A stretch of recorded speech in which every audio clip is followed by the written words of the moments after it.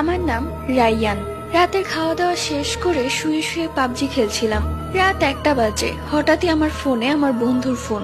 এরপর আমি ওর ফোন ধরি। ও আমাকে বলল, কি করছিস, তাড়াতাড়ি ঘর থেকে বের হ, আমরা 3 বন্ধু মিলে মাছ ধরতে যাচ্ছি। তখন আমি এই কথা শুনে খুব খুশি হয়ে যাই। আমাকে আর কে ঠেকায়। আস্তে আস্তে করে মায়ের রুমে গিয়ে দেখলাম মা বাবা ঘুমাচ্ছে। আমি আস্তে করে গেট খুলে বের হয়ে গেলাম। বাহিরে গিয়ে দেখি যে বন্ধু আমরা কল করেছিল সে দাঁড়িয়ে আছে।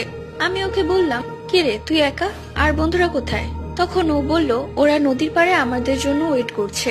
এরপর আমরা দুজন হাঁটতে হাঁটতে নদীর পাড়ে যাচ্ছিলাম। নদীর পাড়ে গিয়ে দেখলাম সেখানে কেউ নেই। আমি ওকে বললাম, কিরে তুই না বললি বন্ধুরা সব এখানে আছে, কোথায় ওরা? ঠিক তখনই আমার সাথে থাকা বন্ধুটি এক শয়তানি হাসি দিয়ে আমার কাঁধে উঠে বসলো আর বলল, দেখ তো আমাকে চিনতে পারিস কিনা। ওর কণ্ঠটা এতটাই ভয়ানক ছিল যে আমি ভয় পেয়ে যাই আর সেখানে